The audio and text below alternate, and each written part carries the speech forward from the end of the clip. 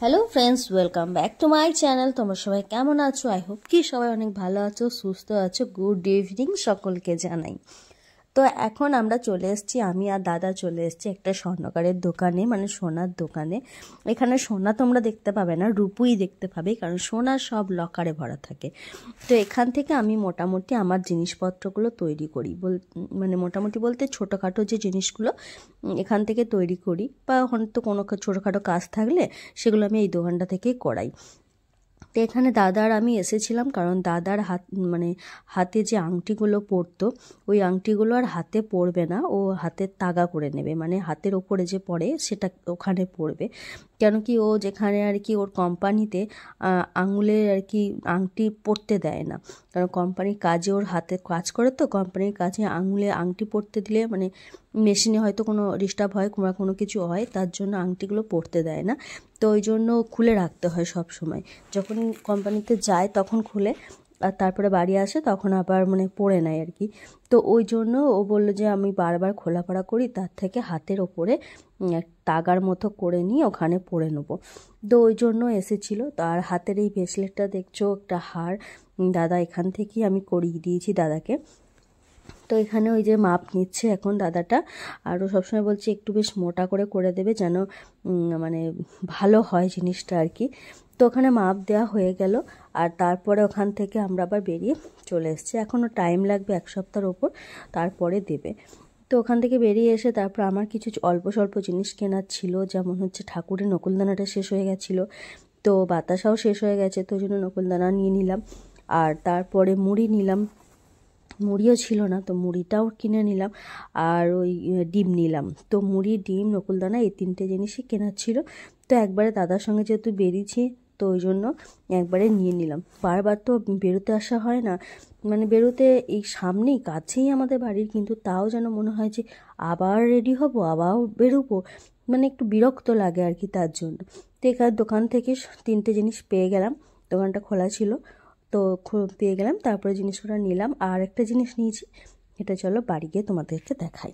চলো দেখি কে রান্না বান্না করছে। এই যে আমাদের ছুটি দাদা রান্না করছে। এখানে ইস্যু কি করছে? ইস্যু বদমাইশি করছে, দেখো লাফাইছে, এই যে ওর লাফানো কাজ। আর এখানে আমার দাদা রান্না করছে চিকেন। কি চিকেন হচ্ছে এটা? চিকেন কষা। বাবা এগুলোর সামনে একটা করে দিস না আমার।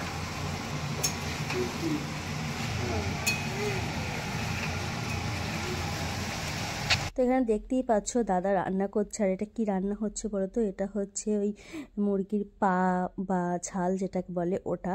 তো এটা খেতে আমাদের খুব ভালো লাগে, কিন্তু আনার ভয়ে খাওয়া হয় না, মানে আনতে গিয়ে না লজ্জা লাগে আর কি, আর তারপরে ছাড়াতেও অনেকটা সময় লাগে। তো দাদাকে বললাম যে নিয়ে আসবো, আর দাদা না মাংস অতটা খায় না, মানে চিকেনটা খেলে ওর শরীর খারাপ করে, পেটে ব্যথা করে, তার জন্য চিকেনটাও খেতেই চায় না। আর এটা বানিয়েছিলাম, এটাও কিন্তু সেরকম খায়নি, ওই একটু আধটু খেয়েছিল। আর আমাদের বাড়িতে যে পূজা থাকে, ও কদিন ধরেই বলছিল যে আন্টি একদিন নিয়ে আসবে। তো আজকে পূজা ছিল, জয়ন্ত ছিল না, তার জন্য আমরা সবাই মিলে একসঙ্গে খাওয়া দাওয়া করবো বলে নিয়ে এলাম। বেশ ভালো লাগে ঠান্ডার সময়, কিন্তু বেশ শুকনো শুকনো করে রুটি দিয়ে বা ভাত দিয়ে খুব মজা লাগে খেতে। আমাদের তো খুব ভালো লাগে। তোমাদের কেমন লাগে অবশ্যই কমেন্ট করে জানিও। কারা কারা খাও সেটাও কিন্তু কমেন্ট করে জানিও। জানি অনেকে খায় না, বা অনেকে হয়তো এই জিনিসটা ঘেন্নাও করে যে এটা আবার খায় নাকি, কিন্তু আমরাও বিশ্বাস করে আগে খেতাম না, কিন্তু একবার খাওয়ার পর থেকে কিন্তু ওটার একটা আলাদাই টেস্ট, মানে চিকেন তো একটা আলাদা হয়, কিন্তু এটা আবার অন্যরকম টেস্ট। তো তোমরা কারা কারা মাংসর এই যে চামড়া খাও, কী বলে, চামড়াই বলে, মুরগির ছাল যেটাকে বলে হয়, তোমরা কে কে খাও কমেন্টে জানিও। আমাদের সত্যি খেতে ভালো লাগে, কিন্তু কি বলো তো, ওই যে আনতে গিয়ে খুব লজ্জা লাগে, তার জন্য আমরা খেতে চাই না। দেখো মুরগির ছালে অল্প অল্প করে আলুও দিয়েছি, যাতে এটা তোর ভালো লাগে আর কি খেতে। আলুগুলো এখনও সেদ্ধ হয়নি, তো সেদ্ধ হোক।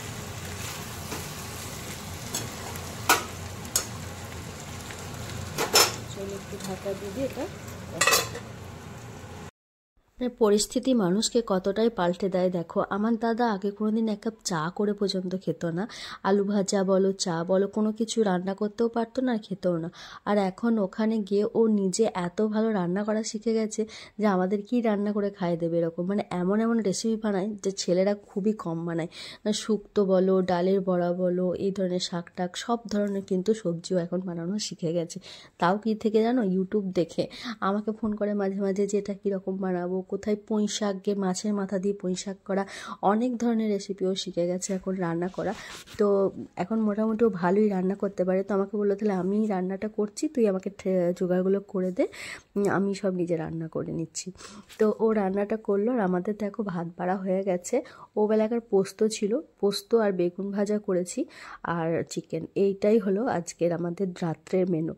তো ভিডিওটা আমি বেশি বড় করব না, আজকের মতো এইটুকুনি। দেখা হচ্ছে আবার পরের নেক্সট ব্লগে। ততক্ষণের জন্য তোমরা ভালো থেকো, সুস্থ থেকো। চলো tata, bye bye, good night.